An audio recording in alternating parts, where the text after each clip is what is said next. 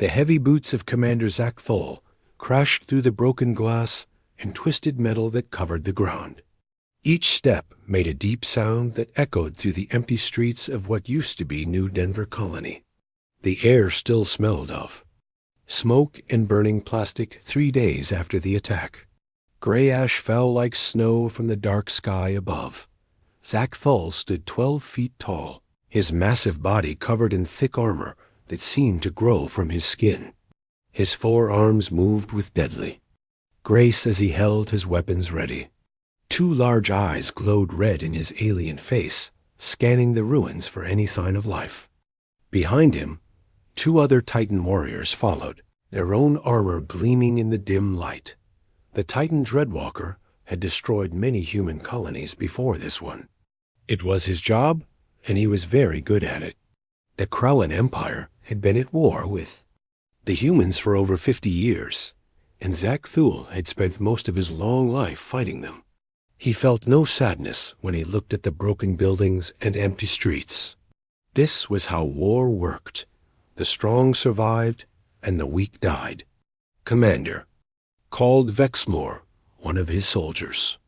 The scanning shows no large life forms in this sector. Should we move to the next area?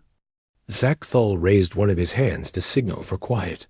His enhanced hearing had picked up something strange. It was very faint, almost lost in the sound of wind blowing through the broken windows. But it was definitely there, a soft noise that did not belong in this dead place. Continue the search, he told his soldiers. Check every building. If you find survivors, bring them to the transport ship.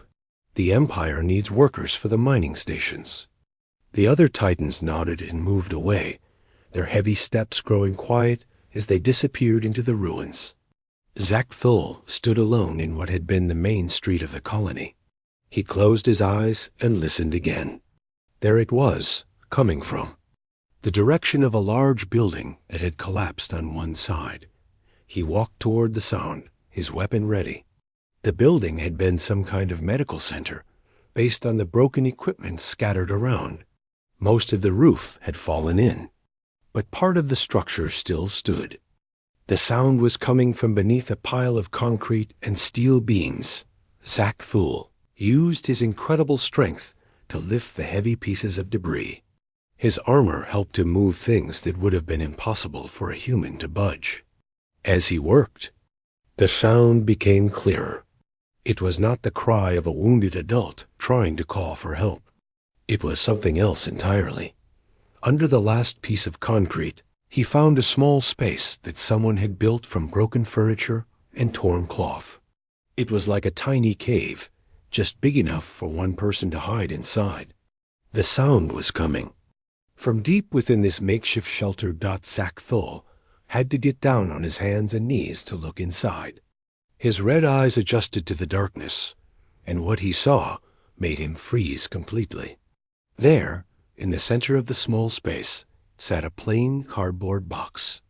The box was old and had pictures of fruit on the sides, but it was not the box that caught his attention. Inside the box was a human baby. The infant was very small, probably only a few months old. Someone had wrapped him in a blue blanket that was torn and dirty. The baby had bright blue eyes that looked up at Zack Thul without any fear. When the massive alien warrior leaned closer, the baby reached up with his tiny hands as if he wanted to touch the frightening face. Above him, Zack Thul had killed many humans in his long life. He had destroyed their cities, captured their soldiers, and eliminated their children without a second thought. It was what he had been trained to do since he was young. Humans were the enemy of the Empire, and enemies deserved no mercy. But this baby was different somehow. The child was not afraid of him. Instead, the infant seemed curious about the strange creature looking down at him. The baby made soft sounds that were almost like he was trying to talk. His little fingers moved in the air, reaching toward Zack Thul's face. The Titan warrior noticed a piece of paper pinned to the baby's blanket. He carefully pulled it free and held it up to read. The writing was in the human language, which he could understand perfectly. The message was short and written in shaky letters, as if the person who wrote it had been in a great hurry or very scared. His name is Jake. Please, someone, anyone, save him. Zach Thal read the note 3 times. Someone had hidden this baby here during the attack. They had known they were going to die, but they had hoped that maybe somehow their child might live. The warrior tried to imagine what kind of desperation would make someone write such a note. What kind of hope would make them believe that anyone would help a human baby in the middle of a war zone? The baby Jake continued to look up at him with those bright blue eyes. The child did not cry or seem scared. He just watched the alien warrior with what seemed like complete trust. One of his tiny hands had grabbed onto the edge of his blanket, and the other still reached upward. Zach Thul felt his weapon powering up automatically. The plasma cannon built into his armor always activated when he found enemy survivors. All he had to do was pull the trigger, and the baby would be gone in an instant. It would be quick and painless. The child would never know what happened. But his finger would not move. He stared down at Jake, trying to understand what was happening to him. In 300 years of life, he had never hesitated to eliminate a human. His training had been perfect. His loyalty to the Empire was absolute. He had personally overseen the destruction of 17 human colonies, and each victory had made him more famous among his people. So why could he not kill this one small baby? Jake made another soft sound and managed to grab one of Zach Thul's massive fingers with his tiny hand. The baby's grip was surprisingly strong for something so small. The warrior felt the warmth of the child's skin through his armor. And something strange happened in his chest, a feeling he had never experienced before. The sound of footsteps on broken glass made him look up. His soldiers would be back soon to report on their search. They would expect him to have dealt with any survivors by now. If they found him here with a living human baby, they would ask questions he could not answer. Zach Thul made a decision that would change everything. Moving very carefully, he lifted Jake out of the cardboard box. The baby felt incredibly light in his huge hands, like he might break if handled too roughly. The warrior had never held anything so fragile before. Jake looked up at him and made a happy sound, as if he enjoyed being picked up. Using his knowledge of his own armor, Zach Thul created a small hiding place in one of his equipment compartments. He lined it with soft material from the torn blanket and carefully placed Jake inside. The baby fit perfectly, and the compartment was soundproof when closed. When Vexmore and Cranesow returned 20 minutes later, they found their commander standing over an empty cardboard box in the ruins of the medical center. "Anything to report, Commander?" asked Vex-More. Zach Thul looked down at the empty box one more time. "Sector is clear," he said in his deep voice. "No survivors found. We moved to the next area." The lie came easily to his lips, but inside his armor, he could feel Jake moving slightly against his chest. The baby was alive, safe, and completely dependent on him now.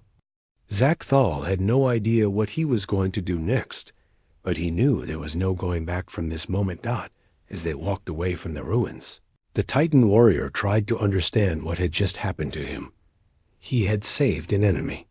He had lied to his own soldiers. He had broken every rule he had ever followed, and somehow it felt like the right thing to do.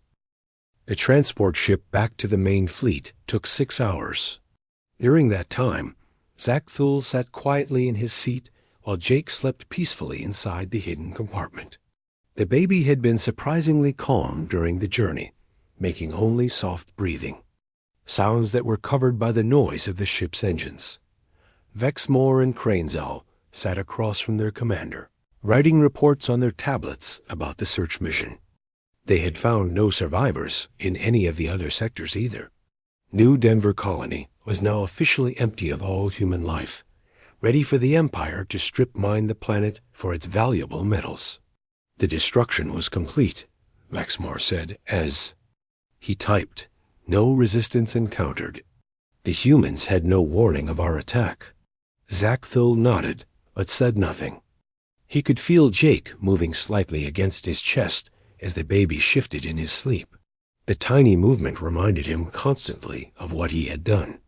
Every few minutes, he expected his soldiers to notice something wrong, but they were too focused on their paperwork to pay attention to him. When they reached the massive Titan war vessel called Crimson Vengeance, Zackthul was the first to leave the transport. He walked quickly through the metal corridors toward his personal quarters, trying to look normal while carrying a secret that could get him executed. The ship was enormous, home to over 10,000 Titan warriors.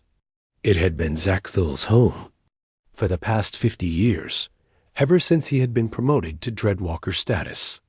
He knew every corridor, every room, every hiding place. But he had never needed to hide anything before. His quarters were larger than most because of his high rank.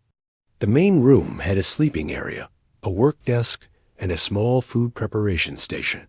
There was also a private bathroom and a storage room for his extra equipment. It was in this storage room that Zackthul carefully took Jake out of his armor. The baby was awake now, looking around at the strange metal walls with curious eyes. He did not cry or seem frightened by his new surroundings.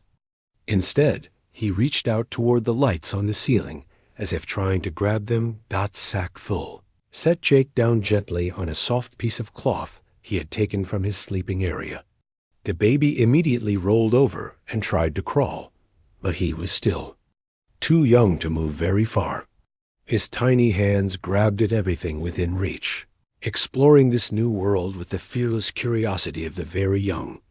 For the first time since finding Jake, Zackthul allowed himself to really look at the human child. The baby was much smaller than Titan infants, who were born already able to walk and fight.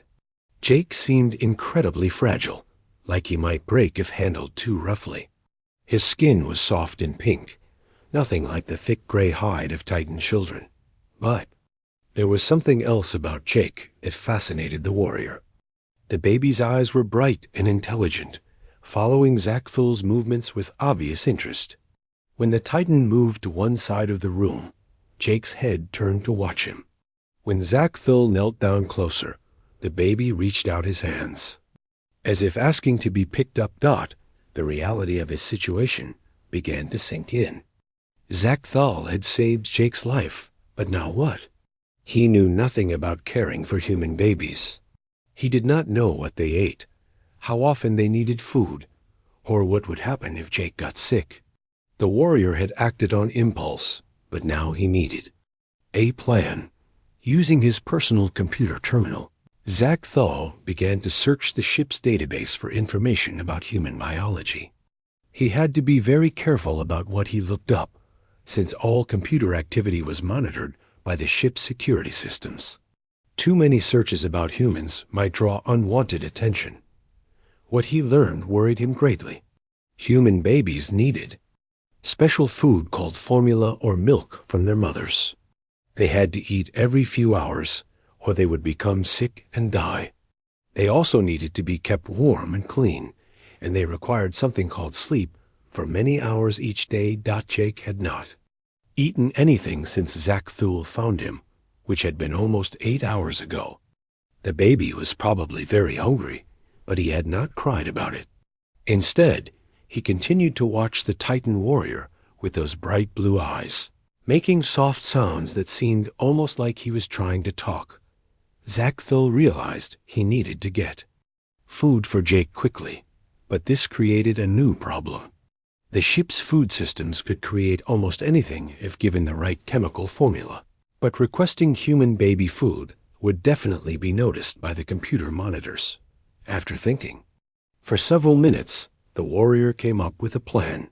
He accessed the medical database and looked up the nutritional needs of wounded human prisoners. The Empire sometimes captured humans for information, so medical data about human dietary requirements was available for legitimate reasons. Using this information, he was able to create a liquid mixture that should provide the nutrients Jake needed. It would not be exactly the same as real human baby food, but it should keep the child alive and healthy. The bigger problem was feeding Jake without the right equipment. Human babies apparently needed special bottles and soft nipples to drink from. Zach Thal had neither of these things, and he could not request them without raising suspicions. He experimented with different materials from his quarters, finally settling on a clean piece of soft cloth that he could soak with the liquid food. Jake seemed to understand what was happening and eagerly sucked the nutrients from the cloth. The baby's tiny hands held on to Zach Thul's massive finger while he ate, and the warrior was surprised by how strong the child's grip was. After Jake had eaten, another problem presented itself. The baby had soiled his blanket and needed to be cleaned. Zach Thal had never dealt with anything like this before, but he managed to clean Jake using water and more soft cloth. The baby seemed to enjoy the attention, making happy sounds and waving his arms around Dot. As the ship's day cycle moved toward nighttime, Jake began to yawn and rub his eyes. Zach Thal remembered reading that human babies needed many hours of sleep. He created a small bed from his softest clothing and placed Jake in the center of it. The baby curled up immediately and closed his eyes, one tiny hand still reaching toward the Titan warrior. Zach Thal sat in his chair and watched Jake sleep. The child looked so peaceful and innocent, completely unaware of the danger he was in. If anyone discovered him, both Jake and Zach Thal would be killed immediately. The Empire had no tolerance for traitors, and saving an enemy's child was definitely treason. But as he watched the baby sleep, Zach Thal found that he did not regret his decision. There was something about Jake that made the warrior want to protect him. It was a feeling he had never experienced before, something deeper and stronger than duty or orders. The next morning brought new challenges. Jake woke up early and was clearly hungry again. Zach Thal prepared another meal, but this time the process was easier since he knew what to do. The baby ate eagerly and seemed to be growing stronger already. During his regular duty shift, Zach Thal had to leave his quarters to attend briefings and training sessions. He could not take Jake with him, so he had to hide the baby in the storage room with enough food and water to last several hours. Each time he returned, he was terrified that Jake might have been discovered or that something might have happened to him. But Jake was always there, waiting for him with those bright, curious eyes and reaching hands. The baby seemed to recognize Zach Thul's footsteps and would make happy sounds when the warrior entered the room. Days passed, and Jake continued to grow and develop under Zach Thul's care. The baby learned to recognize the warrior's voice and would turn his head when Zach Thul spoke to him. He also began to smile, something that created a warm feeling in the Titan's chest that he could not explain. However, Zach Thal began to notice that other crew members were starting to pay attention to his behavior. He was spending more time in his quarters than usual and making unusual requests for food and supplies. The ship's Dr. Drakven had started watching him with suspicious eyes during medical briefings. The situation became more dangerous when Jake began to make louder sounds. The baby's cries were still soft compared to Titan children, but they were definitely getting stronger. If someone heard him through the walls, there would be no way to explain the noise. Zach Thul knew that he was living on borrowed time. Soon, someone would discover his secret, and then both he and Jake would pay the ultimate price. But every time he looked at the baby's trusting face, he knew he could not give up. Jake had become more important to him than his own life, and he would do whatever it took to keep the child safe. The impossible choice he had made in the ruins of Voice. New Denver was leading him down a path he had never imagined. But there was no turning back now. 2 weeks had passed since Zach Thul brought Jake aboard the Crimson Vengeance. The baby had changed dramatically in that short time. He was bigger now, more active, and much more aware of everything around him.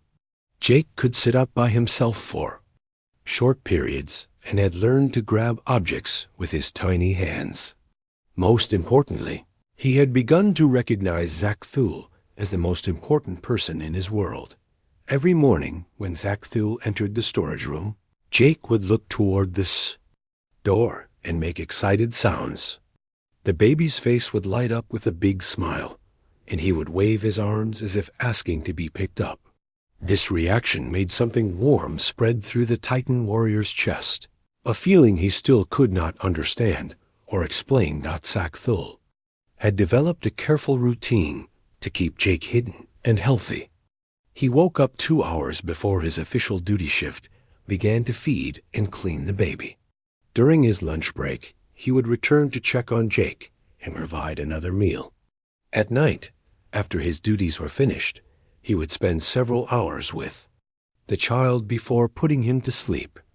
The warrior had become surprisingly good at reading Jake's needs. He could tell when the baby was hungry, tired, or just wanted attention. Jake had different cries for different problems, and Zak Thul had learned to understand each one. When Jake was upset, the warrior would hold him carefully in his massive arms until the baby calmed down. But Jake was growing too big for his hiding place. The storage room that had seemed adequate for a tiny infant was now cramped for a more active baby. Jake needed space to move around and explore, but Zak Thul could not risk letting him crawl around the main quarters, where his sounds might be heard through the walls. The warrior had also noticed that Jake was becoming more vocal. The baby made all kinds of sounds throughout the day, babbling noises that seemed like attempts at speech, happy squeals when he was playing, and louder cries when he needed something. These sounds were getting harder to muffle, and Zak Thul lived in constant fear that someone would hear them. During this time, Zak Thul found himself learning things about humans that he had never known before. His computer searches had taught him that human babies needed more than just food and shelter. They required something called emotional connection and social interaction to develop properly. Without these things, human infants could become sick or fail to grow normally. This information troubled the warrior greatly. He was providing for Jake's physical needs, but he did not know how to give the baby the emotional care he apparently required. Titan children were raised very differently, in large groups where they learned to be strong and independent from birth. The idea of forming personal bonds with individual offspring was completely foreign to Titan culture, but Jake seemed to be thriving under Zak Thul's care anyway. The baby had grown attached to his protector in a way that surprised both of them. When Zak Thul held him, Jake would curl up against the warrior's armored chest and make contented sounds. The baby also enjoyed it when Zak Thul talked to him, even though the conversation was entirely one-sided. Zak Thul began speaking to Jake in both the Titan language and the human language he had learned during his military training. The baby seemed to enjoy the sound of his voice and would listen intently, as if trying to understand the meaning of the words. Sometimes Jake would make sounds back, creating what almost seemed like a conversation between them. The most amazing thing was that Jake showed no fear of Zak Thul, despite the warrior's frightening appearance. The baby would reach out to touch the Titan's face, grab at his armor, and even try to chew on his massive fingers. Jake treated Zak Thul like any human baby would treat a loving parent, with complete trust and affection. This relationship was changing Zak Thul in ways he did not fully understand. The warrior found himself thinking about Jake constantly during his duty shifts. He worried about whether the baby was safe, whether he had enough food, whether he was lonely or scared. These concerns were completely new to him and often distracted him from his military responsibilities. Other crew members began to notice these changes in their commander. Zak Thul had always been focused and disciplined, but now he seemed preoccupied and often lost in his own thoughts. He was making small mistakes during training exercises and sometimes failed to respond quickly to questions from his superiors. Dr. Drak-Ven, the ship's chief medical officer, was particularly suspicious of Zak-Thul's behavior. Drak-Ven had served on the same ship as Zak-Thul for over 20 years and knew the commander's normal patterns very well. The doctor had noticed that Zak-Thul was accessing human biological data more frequently than necessary for their current mission. Drak-Ven had also detected some unusual readings from the ship's air filtration system. The sensors showed trace amounts of organic compounds that did not match any known Titan biology. The readings were very faint and might have been contamination from their recent battles on human worlds, but they appeared to be concentrated near the officers' quarters. The doctor decided to investigate further. He began monitoring Zak-Thul's daily activities more closely, noting the commander's unusual schedule and his frequent trips to his personal quarters. Drak-Ven also started paying attention to the requests Zak-Thul made to the ship's food synthesizers, looking for any patterns that might explain his strange behavior. Meanwhile, Jake continued to develop rapidly. The baby had learned to roll over consistently and was trying to crawl by pushing himself up on his hands and knees. His babbling had become more complex, with sounds that almost resembled real words. Jake had also developed a strong attachment to a piece of soft cloth that Zak-Thul had given him, carrying it everywhere and becoming upset if it was taken away. The most remarkable change was in Jake's response to Titan language. The baby seemed to understand simple commands and would look toward objects when Zak-Thul named them. Jake had also learned to recognize his own name and would turn his head when called. The child was adapting to his strange environment with amazing speed and flexibility. Zak-Thul found himself torn between pride in Jake's development and fear of what would happen when the baby became too big to hide. Jake was already outgrowing his makeshift bed and would soon need more space, more food, and more attention than the current arrangement could provide. The situation became more dangerous when Jake began to cry louder and more frequently. Baby was going through a growth phase that made him hungrier and more restless than before. No matter how carefully Zak-Thul tried to soundproof the storage room, Jake's cries were becoming audible in the main quarters. One evening, while Zak-Thul was trying to calm a particularly fussy Jake, someone knocked on his door. The warrior quickly placed the baby in his hiding spot and sealed the compartment, but Jake was still crying softly inside. "Commander Zak-Thul," called a voice from outside. "This is Lieutenant Vexmore. The captain wants to see you for a briefing." Update: Zak-Thul opened the door, trying to appear normal while Jake's muffled cries continued from the storage room. Vexmore stepped inside and looked around the quarters with curious eyes. "Is everything all right, Commander?" Vexmore asked. "I thought I heard some kind of noise coming from your quarters."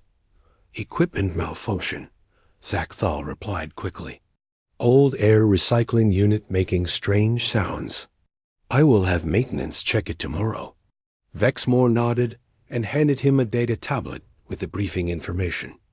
But as he turned to leave, Jake let out a particularly loud cry that echoed from the storage room. Both warriors froze as the unmistakable sound of a human infant filled the air. Vexmore's eyes widened with shock and confusion. He looked at Zak-Thul, then toward the storage room, then back at his commander. The silence stretched between them like a physical thing, heavy with the weight of discovery and betrayal. "Commander," Vexmore said slowly, his hand moving toward his weapon. "What was that sound?" Zak-Thul knew that his secret was finally exposed. In a few moments, everything would change forever. Jake's life hung in the balance, along with his own. The warrior made a decision that would determine both their fates. "Step away from your weapon, Vexmore," Zak-Thul said in a voice that carried all the authority of his rank and experience. "What you are about to see will change everything you think you know about this war. Vexmore stared at his commander with wide eyes. His hand stayed near his weapon, but he did not draw it. The sound from the storage room had stopped, but the silence felt even more dangerous than Jake's crying had been. "Commander," Vexmore said carefully, "I need to know what is in that room. If you are hiding something that threatens the ship's security, I have a duty to report it." Zackthul looked at his subordinate for a long moment. Vexmore had served under him for 15 years and had always been loyal and trustworthy. The warrior knew that lying would not work anymore. The truth was about to come out, and he had to decide how to handle it. "What I am about to show you must stay between us," Zackthul said slowly. "At least until I can figure out what to do next. Can you give me that much, old friend?" Vexmore hesitated, torn between his loyalty to his commander and his duty to the Empire. Finally, he nodded. "Show me, and then we will decide what happens next." Zackthul walked to the storage room and opened the sealed compartment.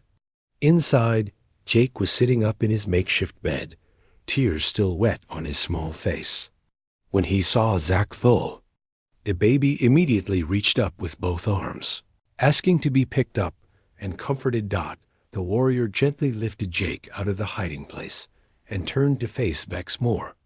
The lieutenant's reaction was exactly what Zackthul had expected. Vexmore stepped backward in shock, his mouth opening but no sound coming out.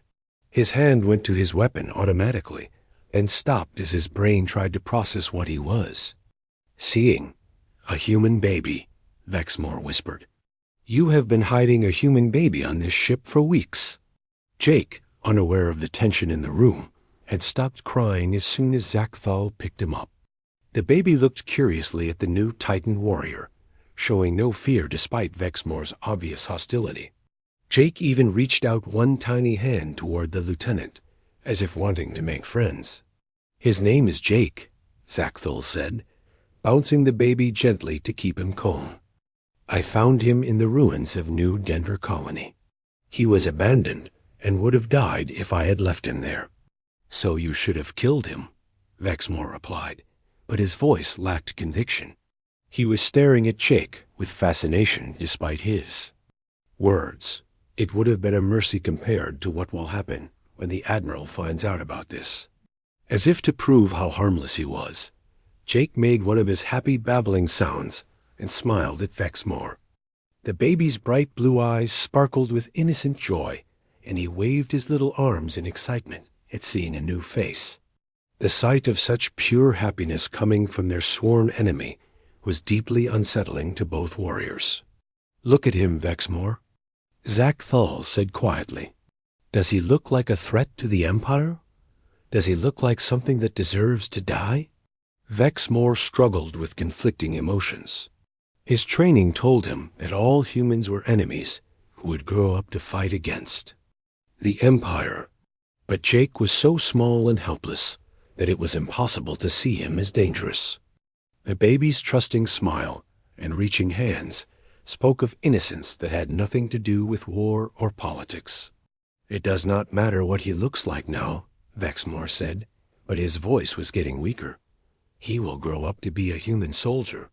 He will fight against us and kill our people, will he?" Zackthul asked. "Look how he responds to us. He shows no fear, no hatred. What if a human raised by Titans would be different from other humans? What if there is another way to end this war besides endless killing?" Before Vexmore could answer, Jake reached out and grabbed one of his fingers with surprising strength.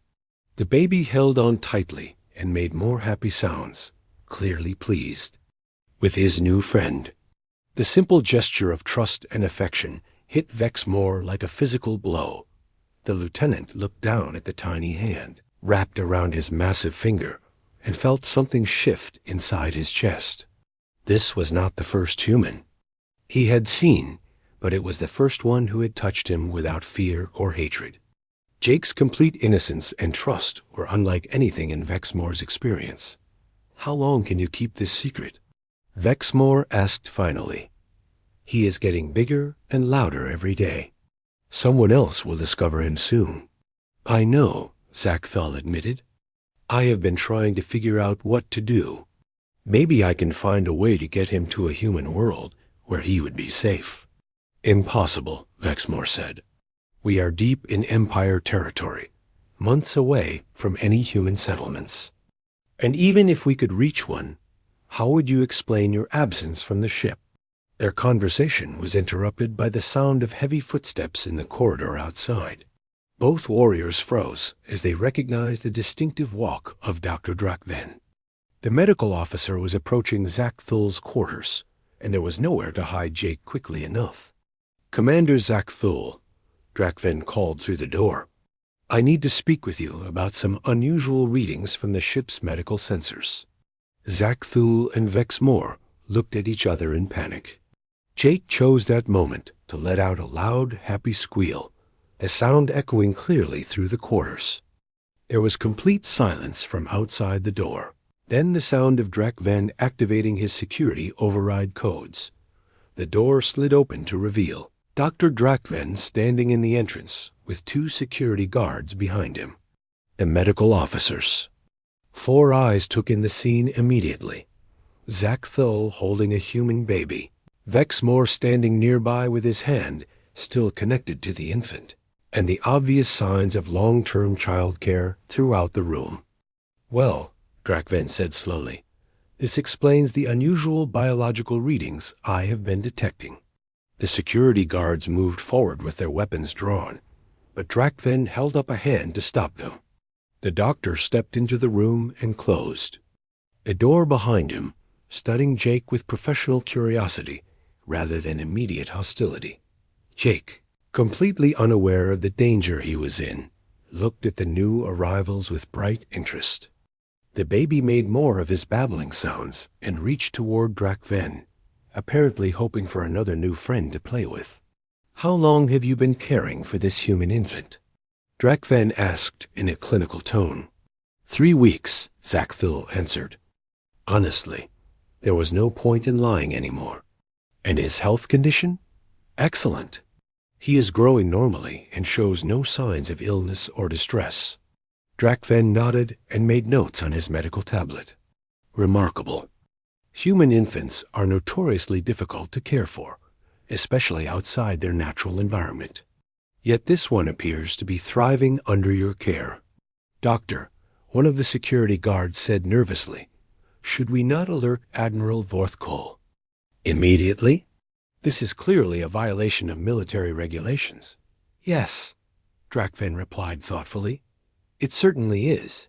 But it is also the most interesting biological phenomenon I've encountered in my 50 years of service. The doctor approached Jake slowly, keeping his movements gentle and non-threatening. The baby watched him with curious eyes, but showed no fear.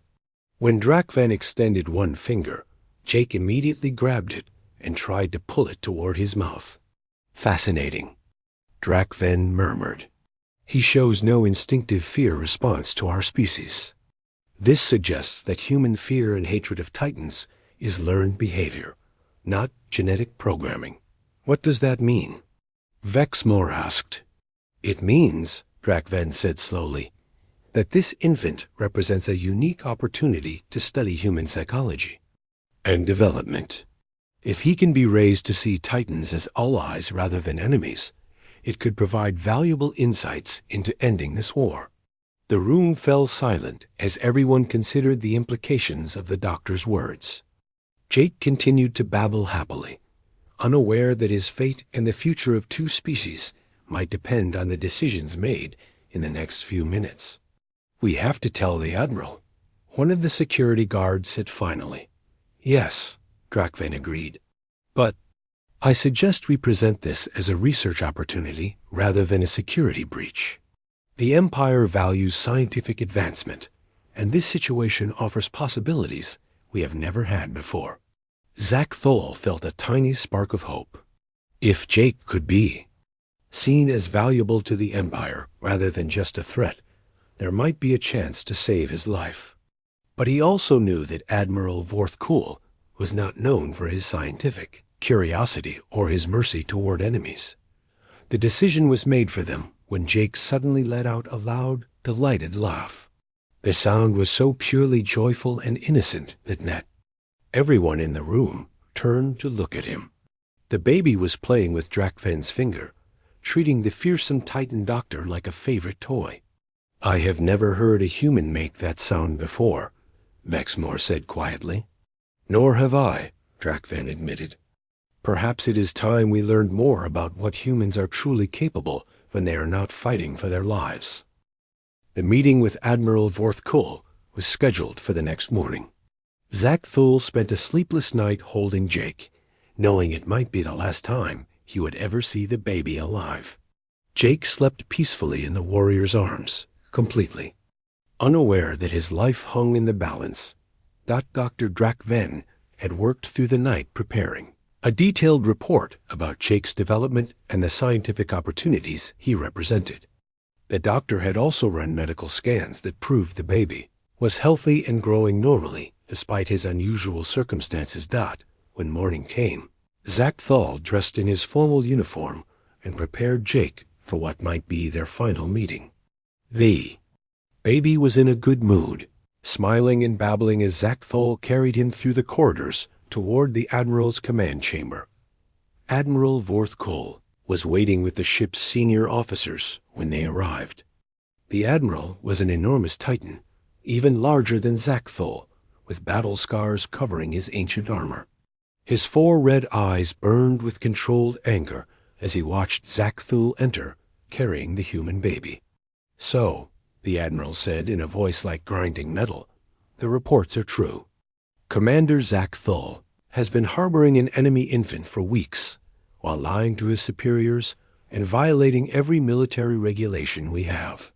Jake looked around the room with wide, curious eyes, taking in all the new faces and impressive surroundings. When his gaze fell on Admiral Vorthkull, the baby showed no fear of the terrifying figure. Instead, Jake reached out toward the Admiral and made one of his happy sounds. "The infant shows no fear response," Dr. Drakven observed, making notes on his tablet. "This supports my theory that human hostility toward our species is learned rather than instinctive." "I do not care about your theories, Doctor, Admiral," Vorthkull snapped. "I care about discipline and following orders. Commander Zak Thul has committed treason by saving an enemy and lying to his command structure." Zak Thul stepped forward, still holding Jake protectively. "Admiral, I request permission to speak in my defense." "You may speak, but it will not change your fate. Both you and that creature will be eliminated for your crimes against the Empire." Jake chose that moment to let out a delighted laugh and clap his tiny hands together. The sound echoed through the serious chamber like music, completely at odds with the deadly conversation taking place around him. Several of the officers turned to stare at the baby in amazement. "Admiral," Zak Thul began, "I have served the Empire faithfully for 300 years. I have destroyed 17 human colonies and eliminated thousands of enemies.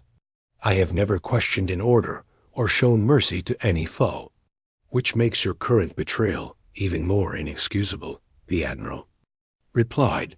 "But this situation is different. This child has taught me something important about humans that could change how we fight this war.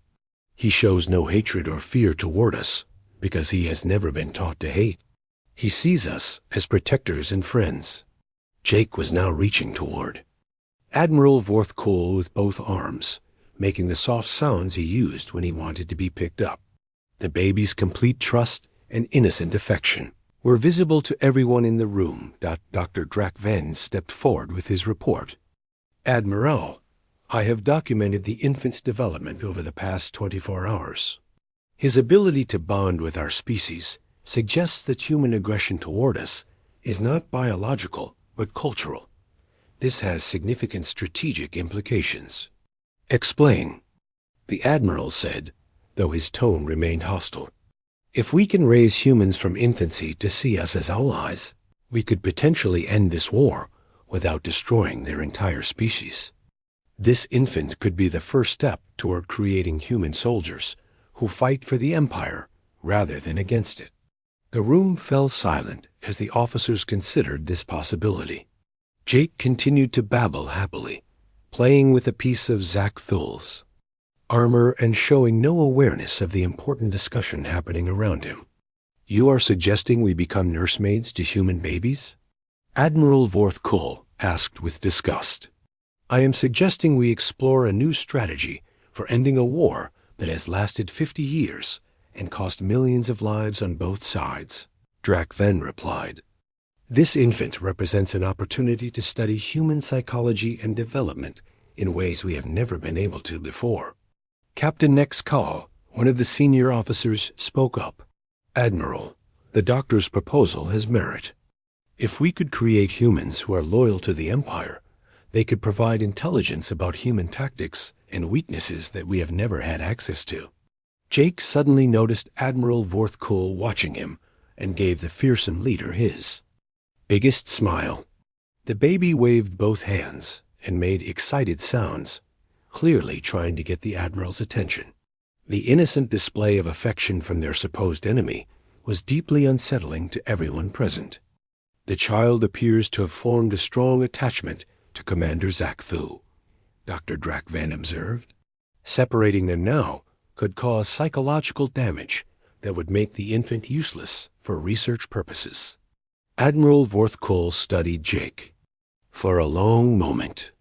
The baby continued to reach toward him with trusting eyes, completely unafraid of the massive warrior who held his life in his hands.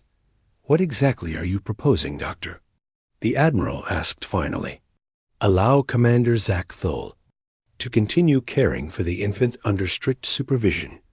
Document the child's development and his responses to Titan culture and education. If the experiment succeeds, we will have created the first human ally in the history of this war. And if it fails, then we eliminate both the infant and the commander for their crimes. Nothing is lost except time." Zak Thul felt his heart racing as he waited for the Admiral's decision. Jake had fallen asleep in his arms, exhausted by all the excitement and new faces. The baby's peaceful expression and complete trust made the warrior more determined than ever to protect him. "There are conditions," Admiral Vorth said slowly. "The infant will be monitored constantly. His development will be documented and then reported to command.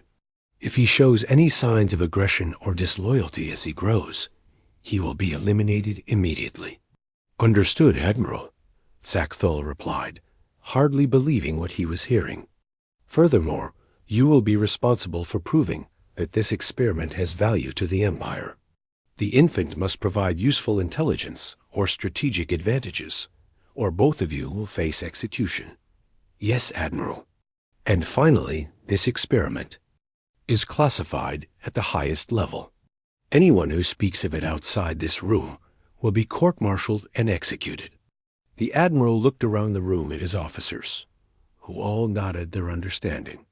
Then his gaze returned to Jake, still sleeping peacefully in Zak Thul's arms. "I am doing this against my better judgment," Vorth said. "But if there is even a small chance that this infant could help us end this war, it is worth exploring. Do not make me regret this decision, Commander." Years passed quickly after that historic meeting. Jake grew up as the only human in the Titan fleet, learning their language and customs while maintaining his natural human curiosity and compassion. Under Zak Thul's guidance, he became something unprecedented, a bridge between two species that had known only war for generations. Jake learned to fight like a Titan warrior, but retained his human ability to understand emotions and motivations. He could think like both species, seeing solutions that neither side had ever considered. As he grew into a young adult, his unique perspective became invaluable to both civilizations. The first piece talks between the Titan Empire and the human. Federation took place when Jake was 25 years old. He served as the primary translator and negotiator, using his understanding of both cultures to find common ground, where none had existed before. Zackthal watched from the observation deck as Jake addressed the leaders of both species. The abandoned baby he had found in a cardboard box was now a confident young man, speaking with authority about the possibilities for peace between their peoples. "The war between us has lasted too long," Jake said to the assembled leaders. "Both humans and Titans are capable of honor, courage, and compassion. We have been fighting each other instead of learning from each other. That ends today." The negotiations took months, but Jake's presence made the impossible possible. His existence proved that humans and Titans could coexist and even care for each other. The peace treaty that emerged from those talks ended 50 years of devastating war. On the day the treaty was signed, Jake approached Zackthal with a smile that reminded the warrior of the baby he had first found in the ruins of New Denver Colony. "Thank you," Jake said simply, placing his hand on Zackthal's massive shoulder. "For saving me, for raising me, for teaching me that even enemies can become family." Zackthal looked down at the young man who had changed everything. The impulsive decision to save an abandoned baby had grown into something that transformed the galaxy. Sometimes the greatest victories came not from destroying one's enemies, but from choosing to protect the innocent. The war was over, and a new age of peace had begun.